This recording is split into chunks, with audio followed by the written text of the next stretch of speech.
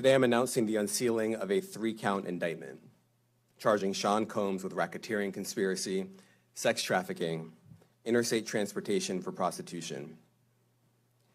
The indictment alleges that between at least 2008 and the present, Combs abused, threatened, and coerced victims to fulfill his sexual desires, protect his reputation, and conceal his conduct.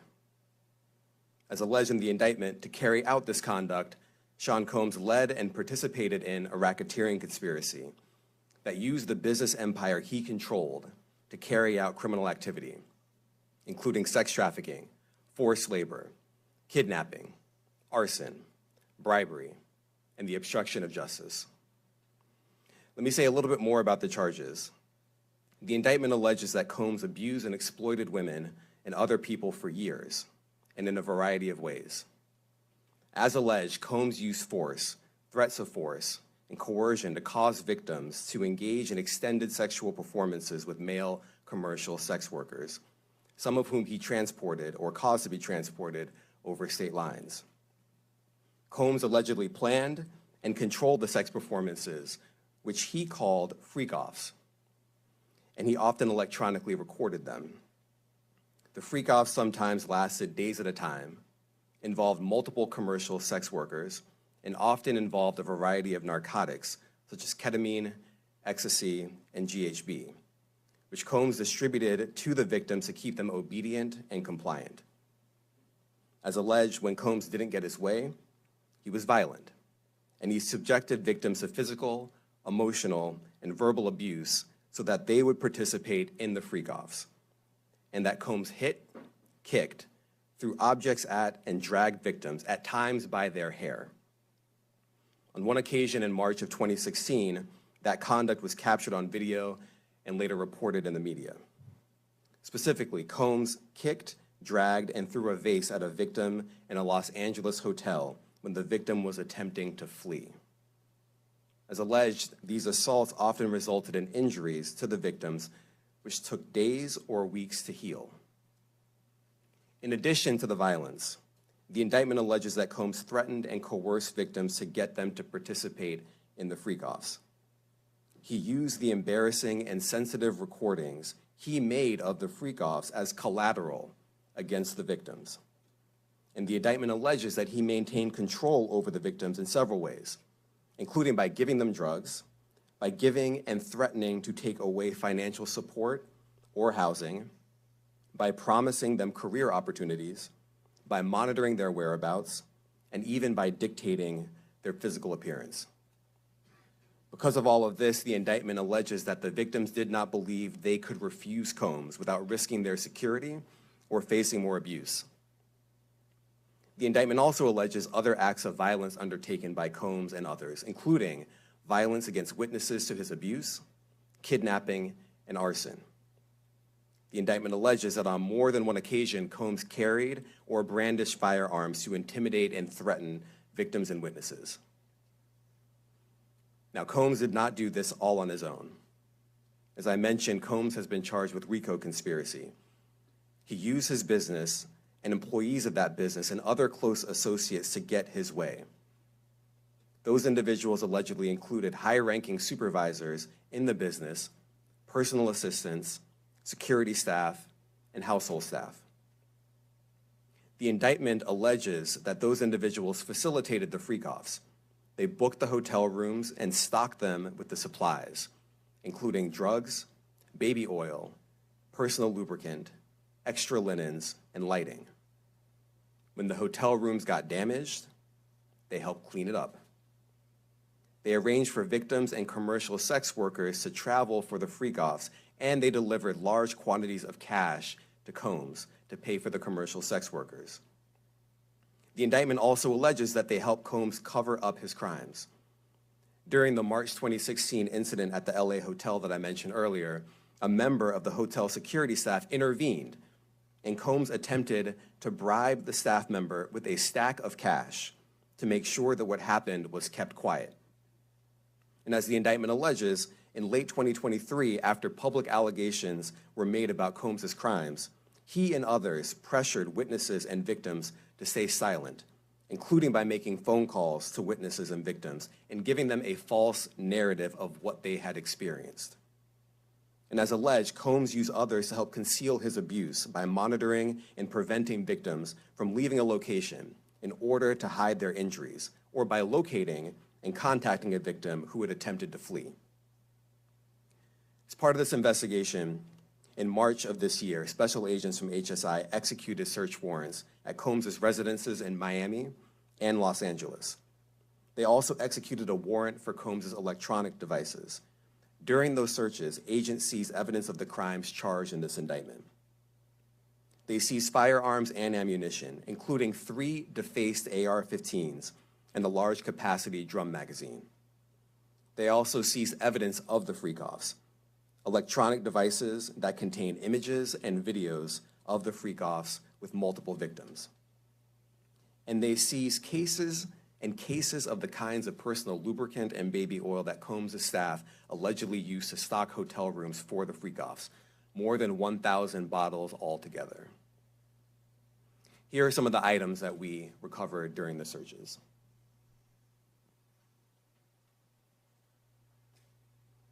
As you can see here, this is a drum magazine, large capacity, and it contains, I believe, 59 rounds.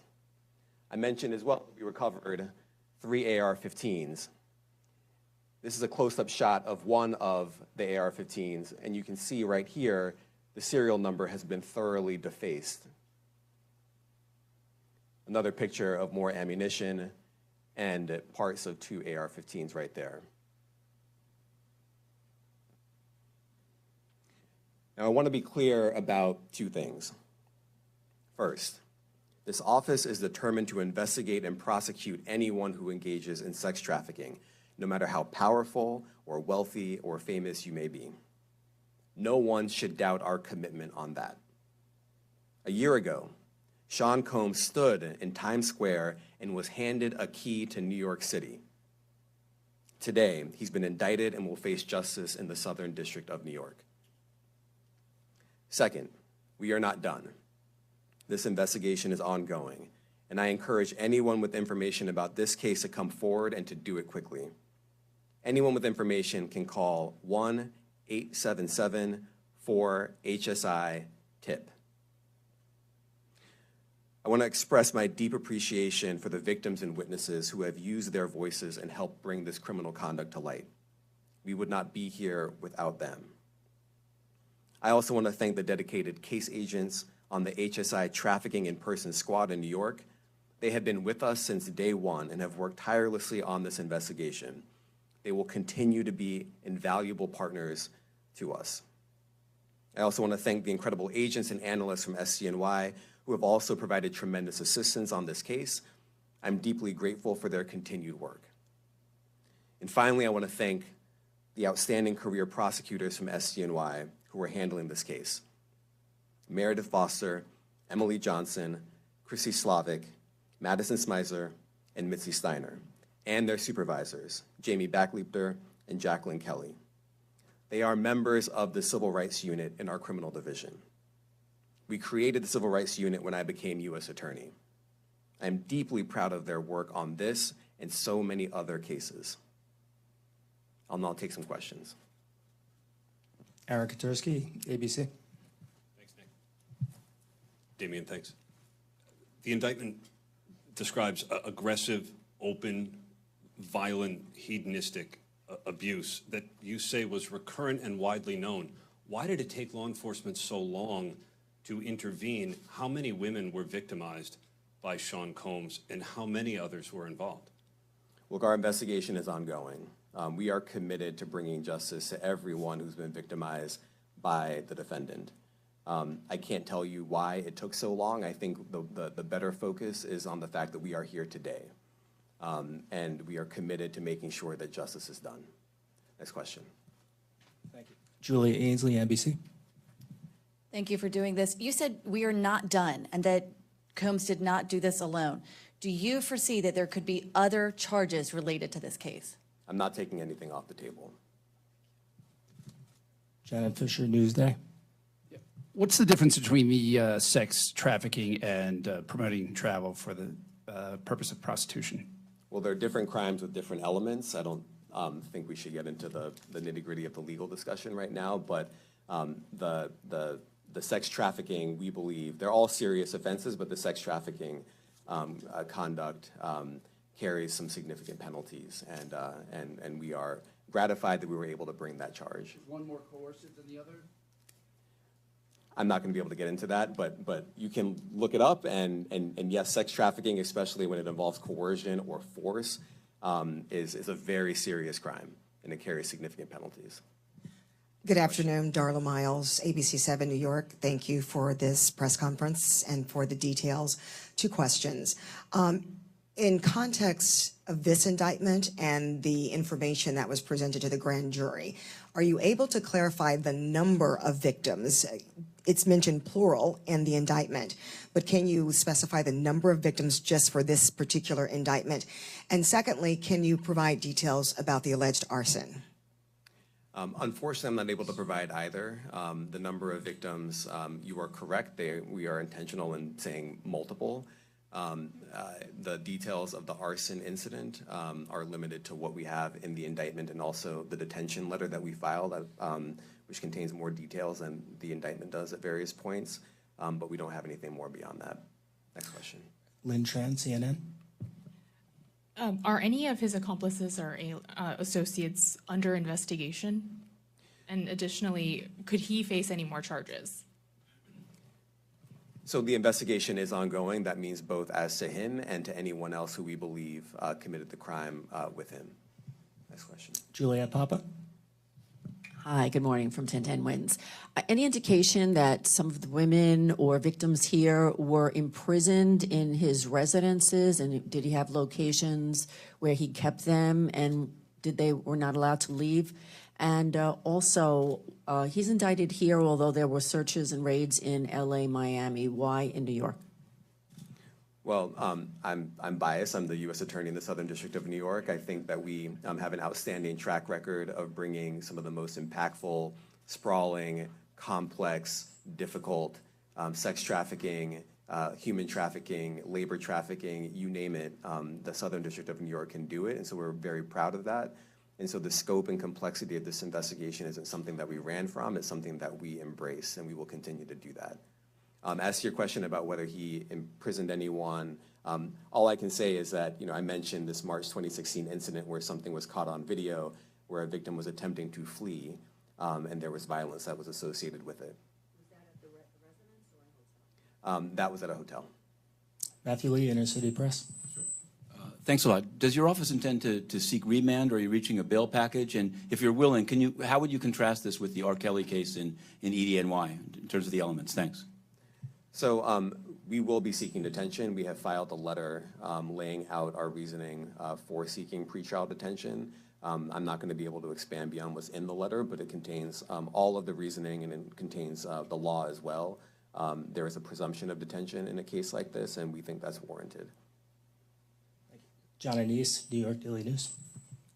Thank you. I was hoping to get some more detail about the searches of his residence, the guns, the cases of lubricant, and the videos. Where were they found amongst his residents? Were they all scattered around the houses in one place? I kind of wanted to just get a better picture of how that stuff was found. Well, look, I think that some of the details that you're seeking are in the detention letter. So, for instance, some of the AR-15s, 2 of the 3 DeFace AR-15s were found in his bedroom closet in Miami, broken down into parts, along with magazines, with ammunition loaded in them. So some of that detail is in the detention letter.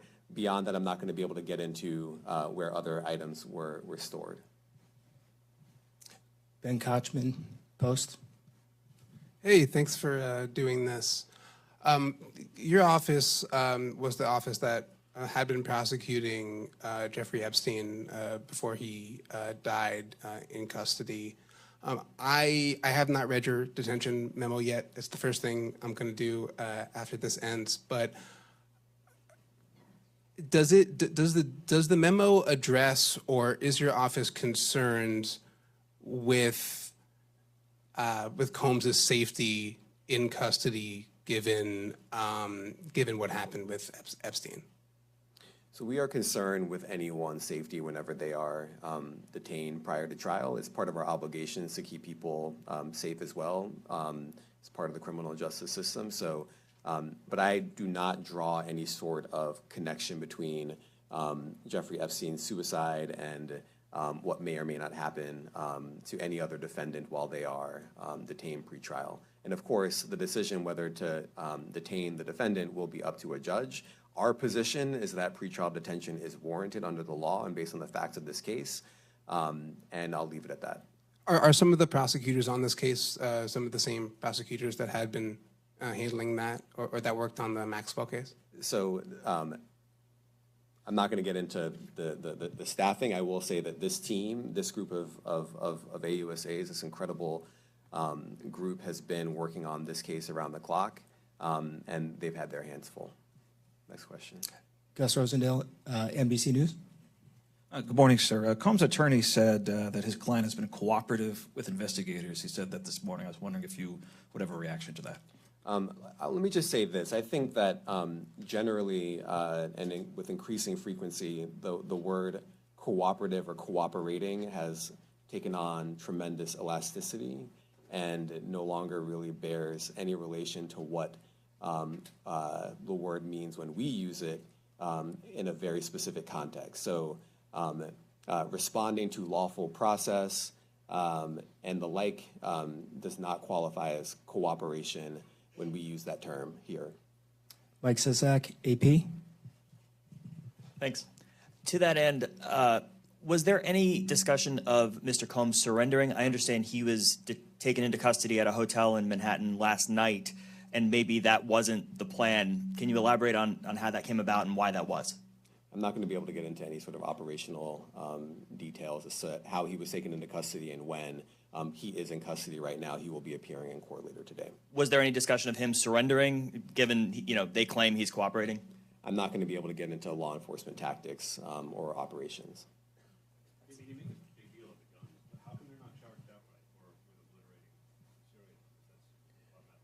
Well, I can't get into the charging decision. It is very meaningful to us that weapons were possessed, as we allege in the indictment. Part of the reason why this conduct was so pervasive and harmful was because victims and others didn't necessarily feel comfortable denying him his wishes, as we allege, because of the presence of firearms. I should leave it there. Thanks. Last question, Jacob Shamison. Jacob Shamsian, Business Insider. Thank you. Given that he's the sole defendant in this case and that you allege he's part of a conspiracy that involves members of his companies, do you anticipate a superseding indictment that bring allegations against other members of his companies or other co-conspirators as well? Again, I can't take anything off the table. Anything is possible. Our investigation is very active and ongoing. And